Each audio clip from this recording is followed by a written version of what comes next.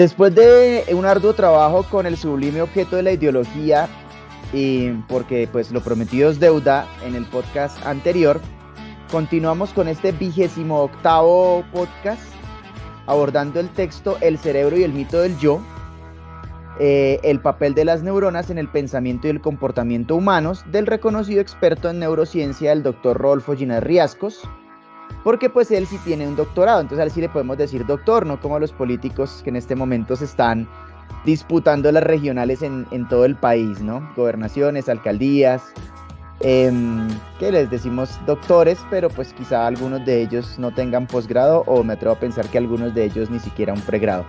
Pero Rodolfo Ginás sí, él es un médico neurofisiólogo, tiene un doctorado en neurofisiología de la Universidad Nacional de Australia, es además profesor científico, divulgador científico, y tiene un segundo doctorado llamado University Professor. Ese doctorado lo faculta para dar cursos a nivel universitario en cualquier área del conocimiento humano. Es alguien de admirar en muchos sentidos. ¿Cómo va a ser el ejercicio que realizaremos en este podcast? Vamos a abordar los primeros 4 capítulos de 12, que son los que componen este texto.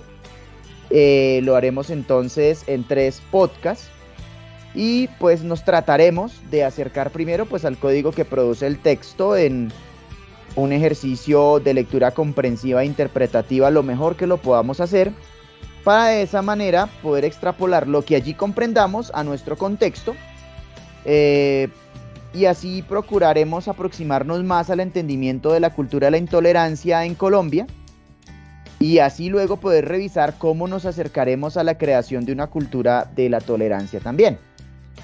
Tenemos entonces, además del prefacio, un primer capítulo que se titula Utilizar la mente para entenderla. El segundo capítulo, La predicción es la función primordial del cerebro. El tercer capítulo se llama La interiorización de los universales mediante la interiorización de la motricidad. Y el cuarto capítulo que abordaremos el día de hoy, Las células nerviosas y sus personalidades. Entender cómo funciona un colectivo en parte requiere reconocer cómo funcionan los individuos que componen ese colectivo. Es decir, acercarnos a la comprensión, una comprensión mínima de cómo funciona nuestra individualidad. Y eso puede revisarse desde diferentes, digamos, líneas. Por ejemplo, desde la biología, aunque no es lo único que nos define, pero pues es algo que tenemos en común. O sea, todos nosotros, nosotras tenemos en común una base biológica, es decir, tenemos un cuerpo compuesto de tejidos, de neuronas, un cuerpo que funciona de maneras muy similares, ¿no? Entonces, a partir de esa base, pues podemos nosotros también empezar a revisar algunos elementos de cómo funcionamos como individuos y cómo funcionamos en conjunto. Algunos conceptos de los que presenta el texto en estos primeros capítulos son, por ejemplo, el movimiento, la predicción, la sinergia, el self, el cerebro, la mente, la conducta y otros más que iremos abordando en los próximos capítulos. Y hoy vamos a contarles un poco acerca, pues, de este inicio, y vamos a charlar de lo importante que es no solo pararnos en un pilar para entendernos como humanos, sino que desde la premisa que tenemos como equipo pedagógico es pararnos sobre 3 pilares: la ciencia, el arte y la filosofía. Entonces, llegando ahí este esbozo de introducción, buenas, profe Laura, buenas, profe Enrique, ¿cómo me les va? Hemos vuelto ya con otro texto. ¿Qué se me cuentan? ¿Cómo vamos? Buenas noches, profe Mario, buenas noches, Laura, ¿cómo se encuentran? Buenas noches, profe Mario, profe Enrique. Bien, bien, acá en vacaciones. en la semana de receso de octubre. Bueno, entonces, ¿quién quisiera empezar a contarnos un poco acerca de, pues, qué quiere decir el texto, para arrancar por ahí de una manera un poco tradicional, ¿no? Para poderle dar a nuestros podcast escuchas y a las personas que nos ven en YouTube una base, ¿no? Para poder entender todo lo que viene en este capítulo y en los otros dos.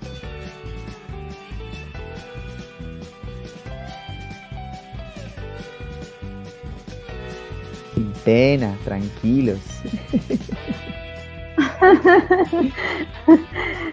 Me lanzo al Orinoco. Hágale pues, que como dice el dicho, la duda no franquea el Rubicón. Suéltesela ahorita. Listo. Bueno, si bien es cierto, es un texto como lo anuncia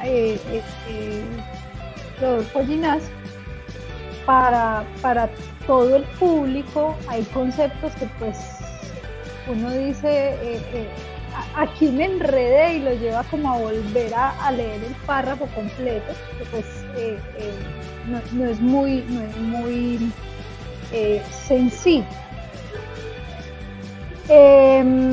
Quisiera empezar con algo que pues él también anuncia y que comparto, y es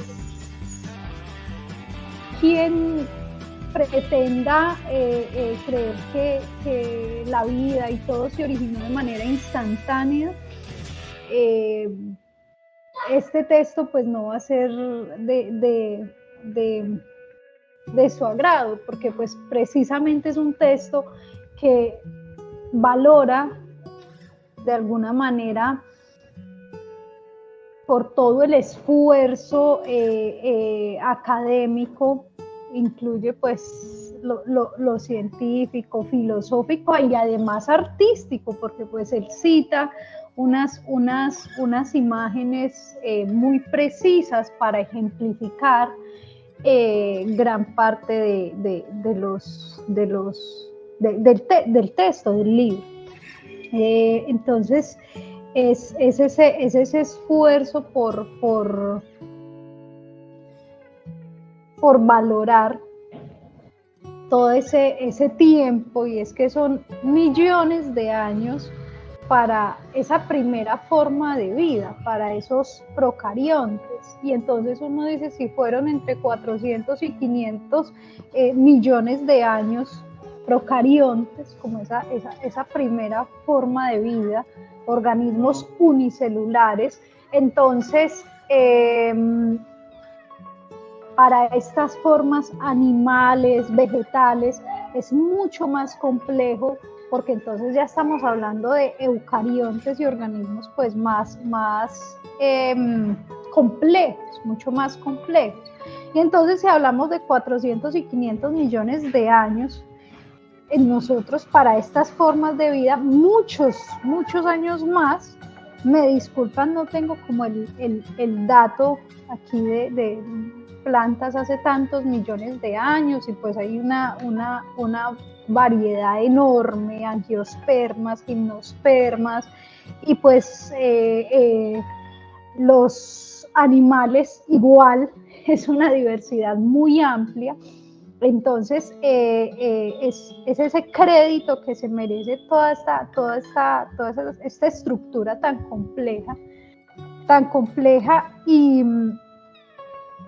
y cómo, digamos, empezar por valorar eso, no la instantaneidad, que pues es lo que nos ha llevado como a creer en paraísos y en cosas, digamos, de un chasquear de dedos. Listo.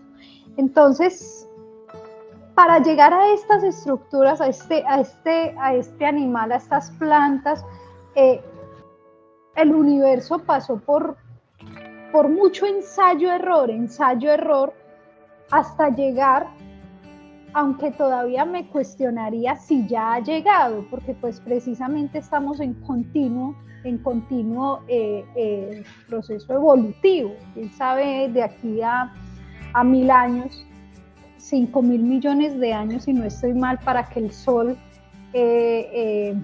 no vuelva a iluminar este planeta. Y eso es como bien existencial.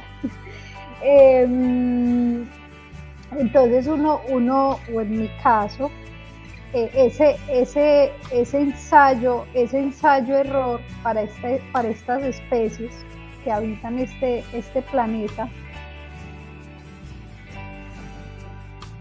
para garantizar la sobrevivencia de la especie. Entonces casi que desde que esa primera célula que apareció, esa primera forma de vida, busca es garantizar la sobrevivencia. Entonces tenemos eso en nuestro ADN, no te mueras, o sea, continúa y estamos pues en función, todas nuestras estructuras, todo nuestro andamiaje biológico, evolutivo, se da precisamente para garantizar la sobrevivencia. El tamaño de nuestros ojos no es nada gratuito, el tamaño de nuestras orejas, el hecho de tener oídos, el hecho de nuestra alimentación, porque nuestra alimentación aquí superior y no inferior, la boca pues en los pies. Entonces todo es una cuestión muy precisa. Entonces es ensayo-error para garantizar la sobrevivencia, ¿sí? Resulta que, bueno, y uno dice, ¿por qué no hemos aprendido como de ese ensayo-error, de que cada célula que tenemos, células, en este caso Rodolfo Ginás, experto en neuronas, ese ha sido como su momento, digamos, o su momento no, su duda todo el tiempo en estudiar, digamos, la actividad neuronal. Cada una de esas células viene ya con ese oye, no te mueras, y tan bien organizado, o sea, todo es compatible, todo pareciera armonizar. ¿En qué momento, digo, deja de armonizar? Cuando ya el actuar de nosotros, desde la minoría de edad cultural, no armoniza con eso y no buscamos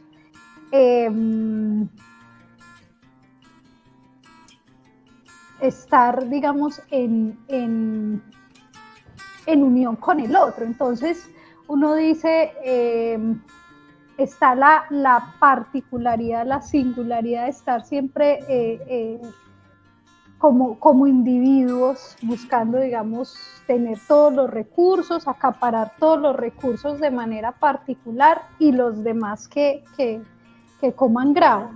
Entonces ahí es donde uno dice, ¿en qué momento dejamos como esa partitura de ensayo-error para sobrevivir?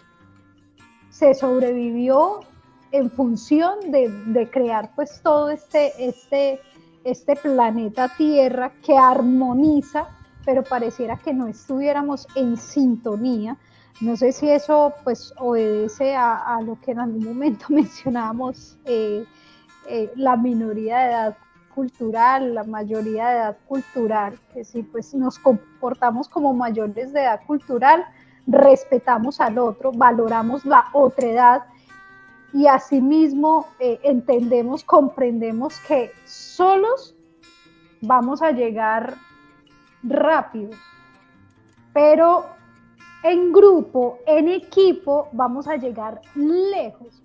Eso nos ha costado bastante, y sobre todo a una población como la nuestra, los colombianos, nos ha costado bastante eso. Y entonces el cerebro desarrolla una serie de mecanismos, y entonces ahí se dan un poco de cosas, y es que para yo poder mover los brazos así, yo no sé cuántas, los músculos que tienen que hacer y todo eso, pues algo leía en el libro, y hablan de cuando cogemos la botella de la nevera y todo esto, la botella de leche, y la sacamos pues de la nevera, toda todo lo que tiene que suceder a nivel cerebral y estar en armonía con los músculos, con todo para poder hacer eso.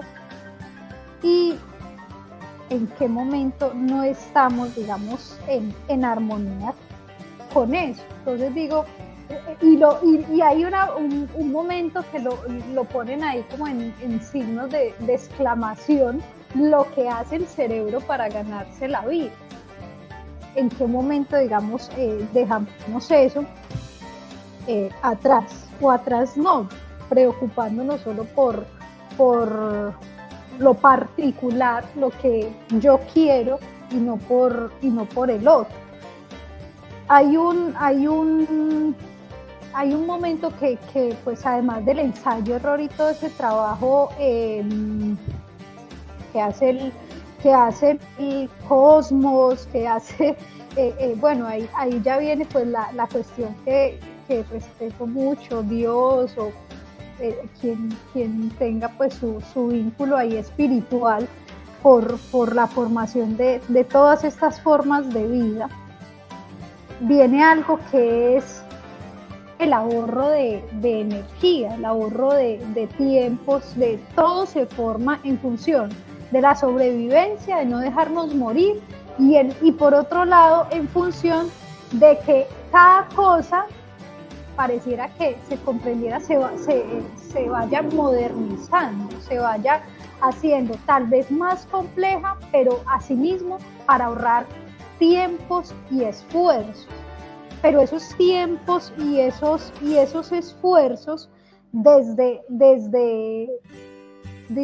la mayoría de edad cultural nos permite pues reconocer que se valora el camino, se valora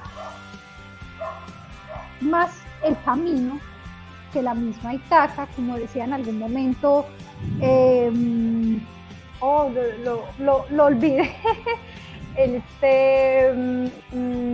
Nunzio Ordine se murió hace poco, pero decía el valor del camino más que la meta, más que la Ítaca, es lo que debemos de tener presente. Profe Mario, ese es como mi intervención y la invitación pues a formarnos como ciudadanos libres, responsables, pero pues eso requiere, digamos, un cultivarnos, que cada uno se cultive desde la filosofía, la ciencia, el arte, todo lo que pues esto implica, porque así como el universo se tomó todo ese tiempo y pasó por todo ese ensayo-error, nosotros también para llegar a ser ciudadanos libres, responsables, debemos de tomarnos el tiempo para formarnos. Laurita, muchísimas gracias por esa apertura desde una parte biológica y luego aterrizarla pues en esta parte como tan filosófica y tan reflexiva. Que de alguna manera no sé si le da la pata al profe Enrique, que es nuestro filósofo. A ver, pues, profe Enrique, cómo abordó el texto y cómo fue ese primer acercamiento a qué quiere decir el texto. Profe Enrique, te escuchamos. Listo, gracias Mario, gracias Laura. Bueno, yo lo voy a abordar o lo asumo más como desde la perspectiva filosófica, ¿sí? De pronto Laura se basó más en la perspectiva biológica, pero a mí sí me interesa, es como mirar cuáles son esos compromisos filosóficos que se asumen dentro de la ciencia. Y es evidente que hasta con el mismo nombre del libro, que es El cerebro y el mito del yo, ya se anticipa una postura filosófica por parte del autor. Digamos, cuando él dice el mito del yo, trata como de destruir esta idea de la filosofía, de que existe, digamos, una entidad, que en este caso es el yo, y que de alguna manera se encuentra separado de todas las funciones de la función cerebral, ¿sí?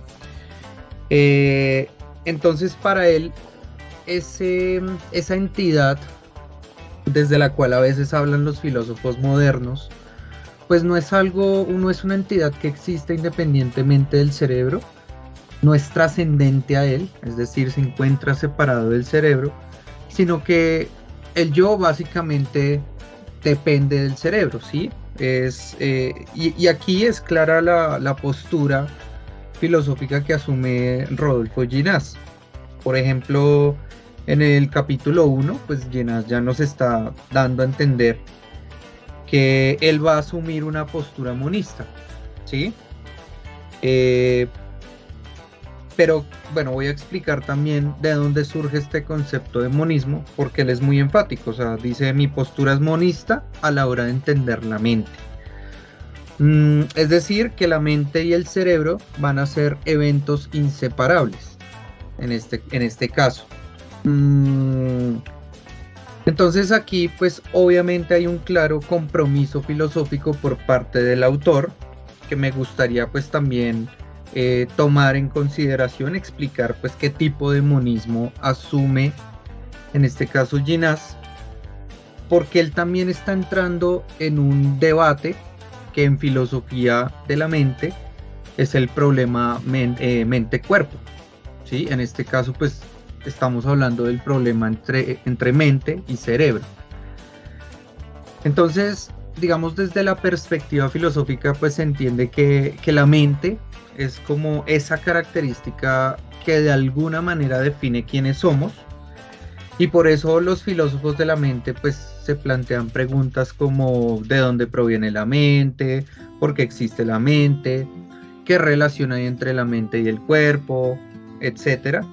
Y por eso también, digamos, ellos estudian la naturaleza de ciertos fenómenos mentales. A los filósofos de la mente pues estudian la conciencia, la sensación, la percepción, el razonamiento, el deseo, la intencionalidad, la memoria, las creencias, etc. Y acá pues también hay muchos conceptos que retoma Ginás pues en su obra, ¿sí?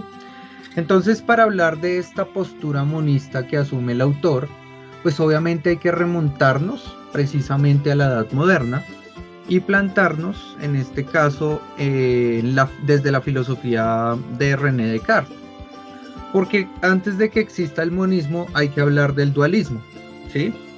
Entonces, desde René Descartes pues ya vemos que para él existen dos tipos de sustancias, que son por un lado la sustancia, la res cogitans y la res pensante, ¿sí? La primera pues se refiere a la mente y la segunda es al cuerpo. Entonces, digamos, para Descartes, esa sustancia, la res cogitans, ¿sí? Pues la considera que es como una sustancia inmaterial, es una sustancia no espacial, pero la segunda ya viene a ser, la res extensa, pues ya viene a ser una sustancia corporal, ya viene a ser una sustancia anclada al tiempo, ¿sí? Entonces, hasta su famoso cogito ergo sum, pienso luego existo, también está relacionado con el problema de la mente.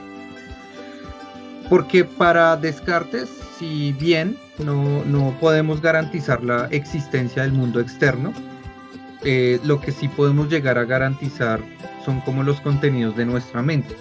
Y a partir de esos contenidos de nuestra mente, pues podemos garantizar nuestra existencia, ¿sí? Entonces, para hablar del monismo que plantea Ginás y la perspectiva filosófica que asume, pues nos remontamos al dualismo, y el dualismo es básicamente esta postura que afirma que la mente y el cuerpo son dos entidades distintas, ¿sí? Entonces, el caso es que a los dualistas siempre se les ha cuestionado pues cómo podría interactuar en este caso pues la mente y el cuerpo, ¿sí? O en este caso cómo interactúa la mente y el cerebro. O sea, ¿qué es lo que permite que se establezca esa relación? Esa es como la pregunta que normalmente se les plantea a los dualistas frente al problema mente y cuerpo. Y luego surgen las posturas monistas. Entonces, los monistas pues sostienen lo contrario a los dualistas y dicen que la mente y el cuerpo hacen parte de una misma cosa, ¿sí? No hay como una distinción ontológica entre mente y cuerpo. Pienso yo, desde la lectura que hice de Ginás, que él está asumiendo un monismo materialista, ¿sí? Existe, digamos, el monismo idealista y el monismo materialista. Y de hecho, la noción que por lo general se asume en los debates filosóficos actuales es el monismo materialista, es como la forma predominante del monismo, ¿sí? Y siento que esta es la postura que asume Ginás. Digamos, la primera postura de la que estaba hablando, de ese monismo idealista, pues afirma que uno de los dos reinos, en este caso el mental o el físico, es real, mientras que el otro viene a ser una ilusión. Entonces, digamos, para los que sostienen que existe el monismo idealista, que realmente no hay muchas personas que lo defiendan, pues plantean que solo existe, lo único que existe son los estados mentales, ¿sí? Afirmando que las demás cosas no existen en sí mismas, sino como parte de la existencia de las personas. Entonces acá, digamos, uno de los filósofos que se decantaba por esta posición monista, pues era precisamente Berkeley. Entonces él tenía una frase que decía como ese es percipi, ser es ser percibido. O sea, todavía no hay ser mientras no existe una mente que lo piense, que lo constituya. Pero ya los monistas materialistas, pues obviamente también se les denomina fisicalistas, porque ellos piensan que lo que existe simplemente es como lo material, en este caso la materia.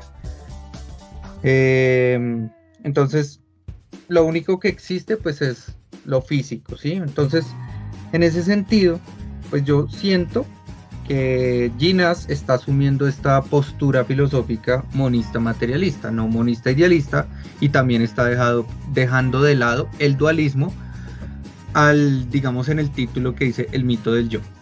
O sea, no existe una entidad diferente al cerebro. Todos los procesos o las funciones dependen del cerebro, ¿sí? Eso como una primera aproximación.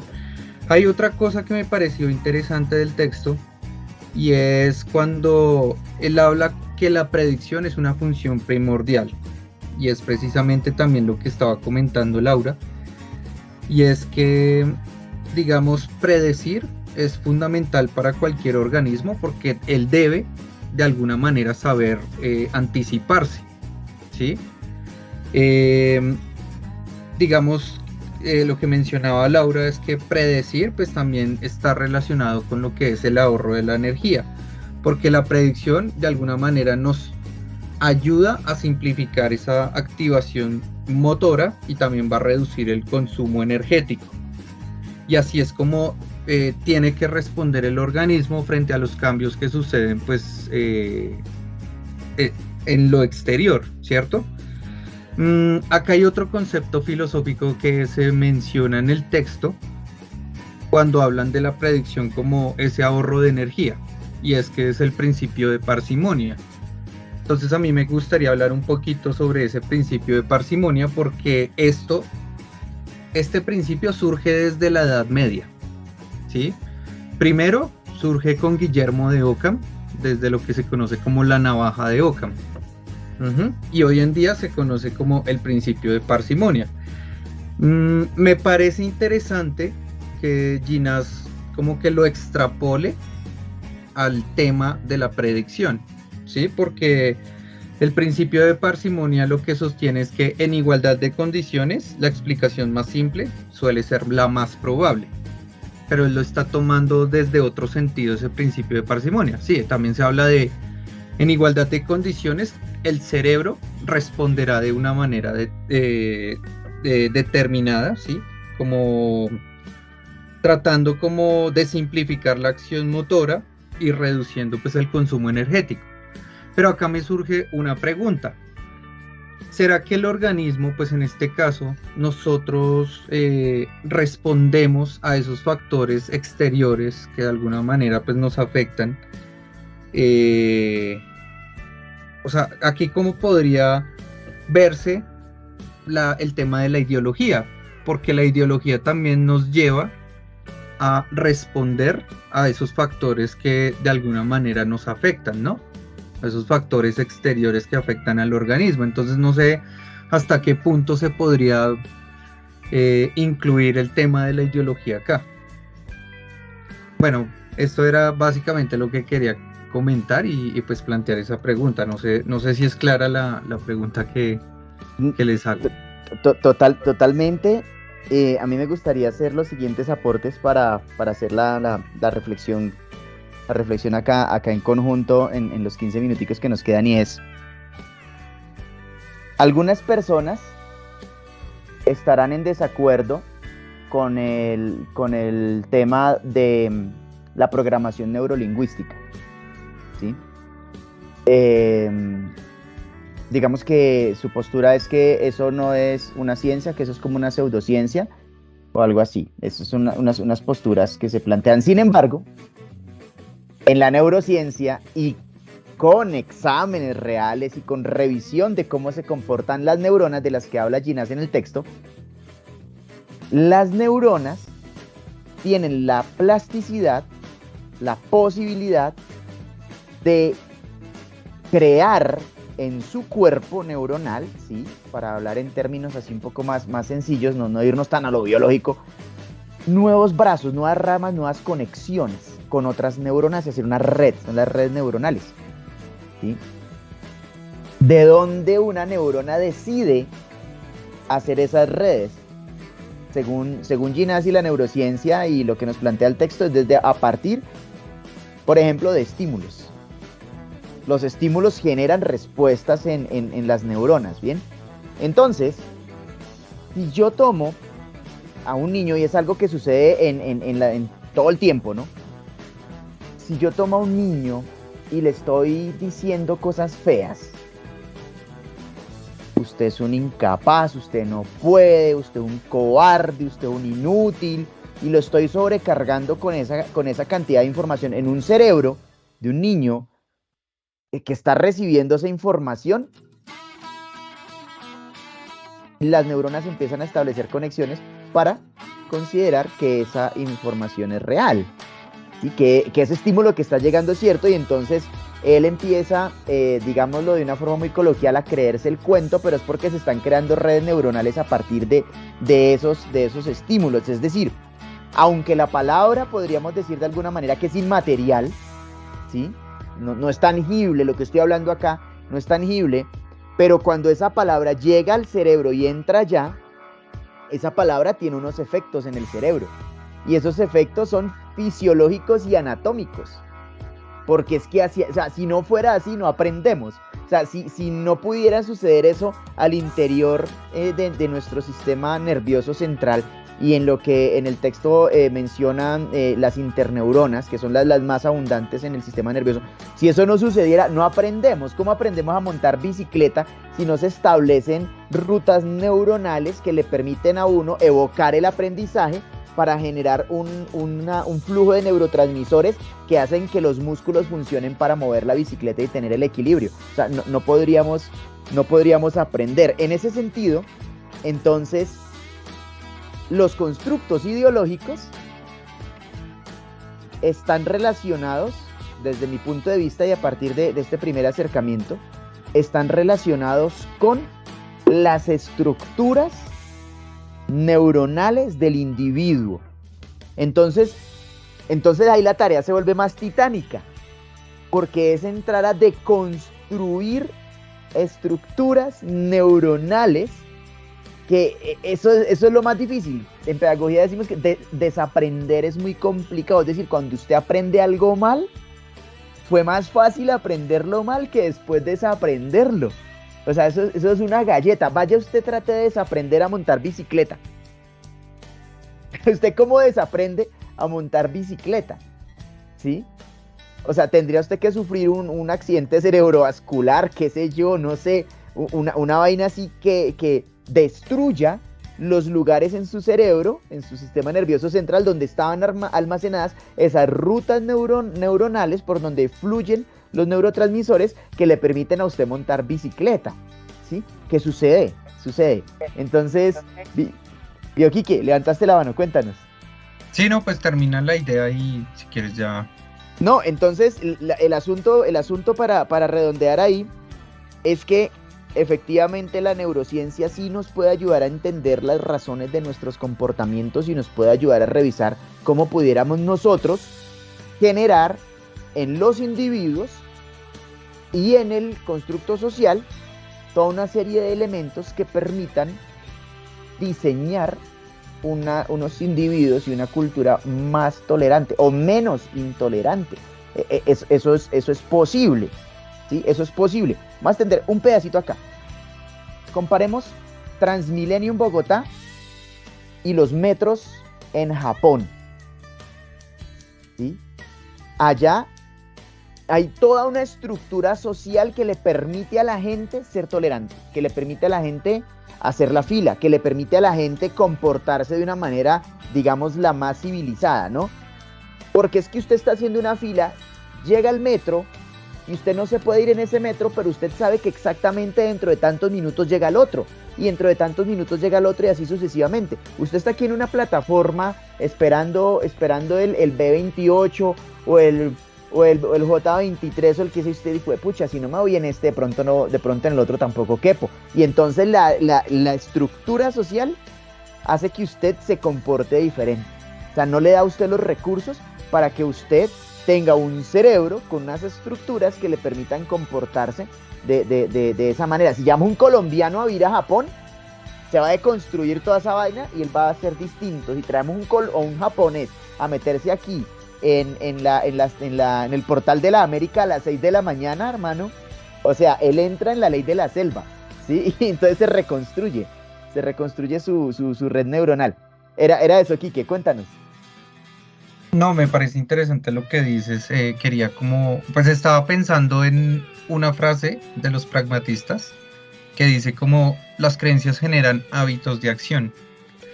Entonces pensaba lo siguiente, que quizás, o sea, voy a especular, que quizás la capacidad de predicción que tenemos los seres humanos esté mediado de alguna manera por la ideología. Y digamos, al no obtener el resultado que buscamos, por eso se genera la intolerancia, porque está mediado por todas esas creencias, todas esas ideas, que de alguna manera, pues, a nivel neuronal, todas las conexiones que se hace, pues, es la respuesta, la respuesta está mediada por eso, ¿sí? O sea, aquí que podríamos hablar de los prejuicios. O sea, el prejuicio puede ser una forma, digamos, básica de la predicción. Es decir, tú tienes un prejuicio que está relacionado con un sistema ideológico y ese prejuicio te lleva a, digamos, entre comillas, predecir cosas. Entonces tú vas caminando por un lugar oscuro y te sale una persona con ciertas características en tu vestuario y el prejuicio te lleva a decir, juepucha, me va a robar.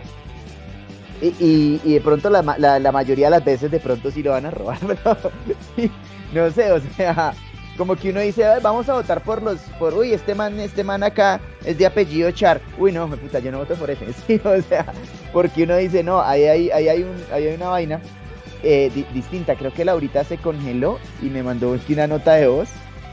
A ver, espérame, ¿qué dice Laurita? Que está lloviendo.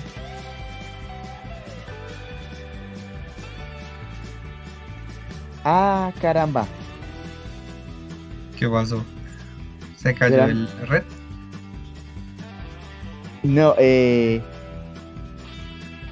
no, que Laurita se quedó sin energía eléctrica. No, aquí también ya empezó a llover.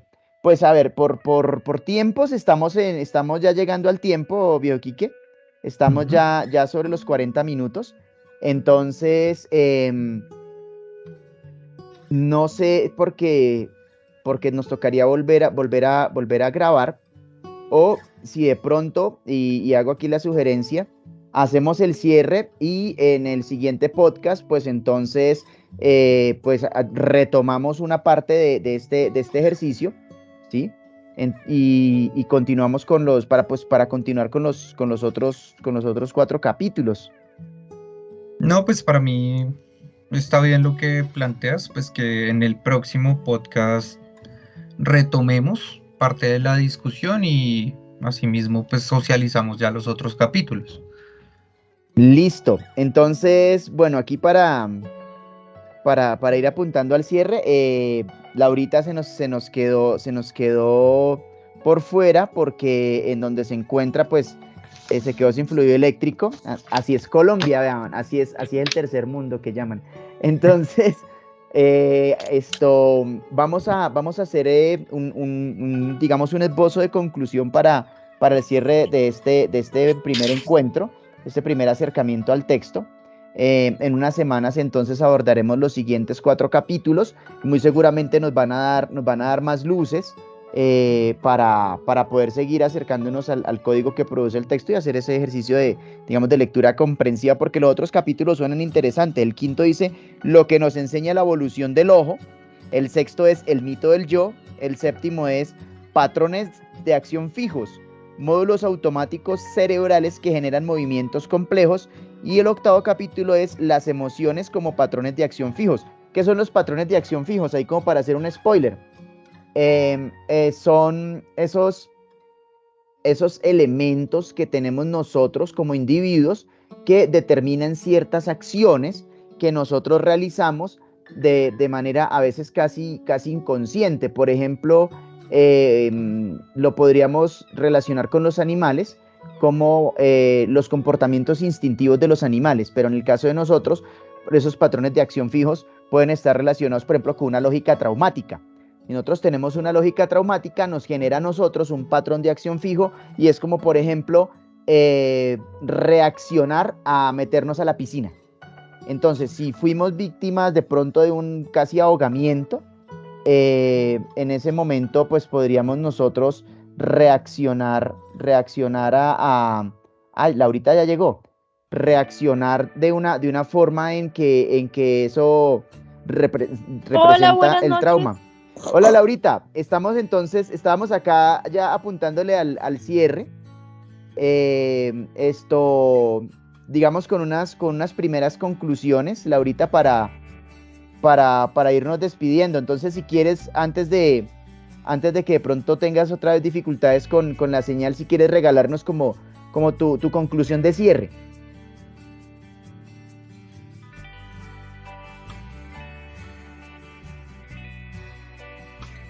Pronto Laurita se conectó con los datos.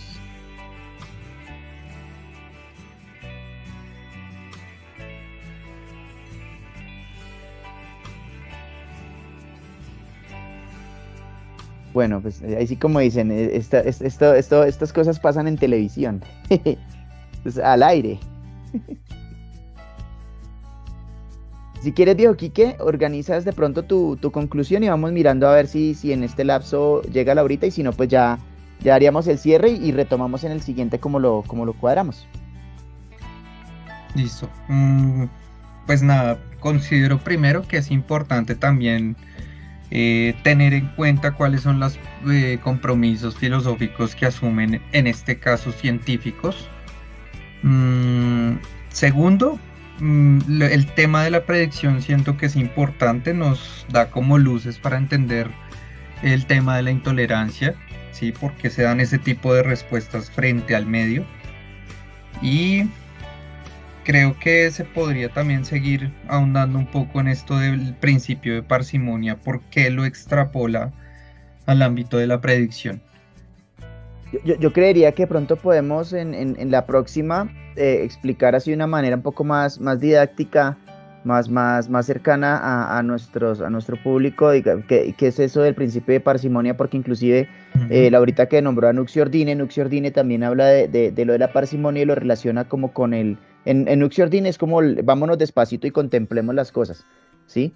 Entonces, a ver, tratar como de revisar una manera de poderlo aterrizar. y pues para irnos acercando más al código que produce el texto a partir de todos estos elementos. Por lo demás, les invitamos, este sí no lo podemos compartir en PDF, no se encuentra.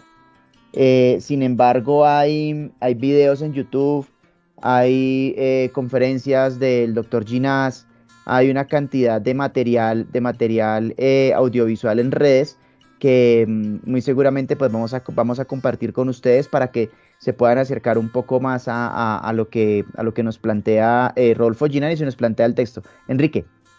Yo tengo el texto en PDF. Uy, excelente. Entonces hagamos una cosa. Vamos a subirla al Drive y lo vamos a colocar el enlace del Drive para que ustedes pues tengan acceso al texto, lo puedan trabajar. Como decía Laura, sí hay algunos elementos que lo pueden enredar un poquito, pero pues nada que no podamos resolver de pronto en la Wikipedia porque pues es un asunto más conceptual. ¿Sí? Como que ve y qué es una neurona o qué es esto, ¿sí? Eso nos podría dar como unas basecitas. Laurita está intentando conectarse nuevamente. Listo, Laurita, estás de vuelta. Regálanos tu conclusión para el cierre, Laurita, que ya estamos aquí apuntando el ejercicio. Enrique nos dice que vamos a compartir el texto en PDF, que Enrique lo consiguió todo en PDF, vamos a subirlo al Drive y vamos a dejar el enlace aquí abajito para que las personas que nos acompañan puedan ir a leerlo, acatando tus sugerencias hay algunas cositas de biología que de pronto habría que buscar en la Wikipedia para poderlo revisar, pero dale, cuéntanos cuál sería tu conclusión de estos primeros 4 capítulos. Bueno, primero, como lo decía al inicio del podcast, ese valor que se merece, digamos, todo ese ensayo-error, todos esos millones de años, no todo fue instantáneo, todo lo que el universo se ha inspirado no ha sido, digamos, instantáneo, todo ha sido, digamos, fruto de esfuerzo, aunque ese esfuerzo cada vez pareciera disminuirse para digamos, lo del ahorro de energía y demás. Y algo de lo que quiero hacer mención y como dejar esa comparación ahí y ese maravillarse digamos, de este proceso es las plantas, al igual que los animales, tienen un sistema vascular, el xilema y el floema. Y entonces a través del xilema, el floema, la savia bruta, savia elaborada y estas cosas para pues alimentarse y mantenerse en últimas, para sobrevivir, como lo decía al inicio. En el caso de los animales, por ejemplo, digo los animales porque pues en eso trato la cuestión de ser cuidadoso, porque no sé qué otra especie o qué otro individuo por allá se me escape y no quiero, digamos, quitarle ese crédito.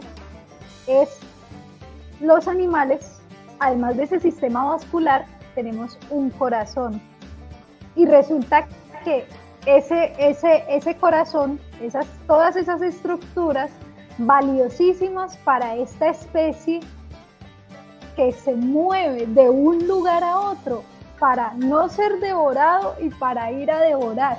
Entonces ese momento, digamos, evolutivo, pues me parece maravilloso entre los tantos que hay, porque pues hay especies para ir como haciendo así mismo como se hace una línea de tiempo, como haciendo gracias a quién o gracias al esfuerzo de ese individuo está el siguiente y el siguiente para ese orden evolutivo. Entonces es eso, profe Mario, maestro, profe Enrique. Listo, entonces bueno, pues con todas las situaciones que se nos presentaron hoy, llegamos al cierre de este primer acercamiento al texto de Ginás, El cerebro y el mito del yo. Nos encontraremos en el siguiente podcast para abordar una síntesis de estos primeros 4 y luego abordar los siguientes 4 capítulos. Entonces dejaremos, como les estábamos comentando, el enlace del Drive en donde vamos a subir el documento en PDF y seguramente algunos enlaces que también nos lleven a algún documento audiovisual en donde se hable acerca del texto, donde hable de pronto el doctor Ginás, para que podamos ir haciendo un acercamiento a este texto. Por lo demás, muchísimas gracias por haber estado acá con nosotros. Enrique, Laurita, nos vemos en la próxima. Gracias. Chao, Benito. Chao, Laura. Gracias. Que Bye descansen. bye. Gracias, chao. Chao.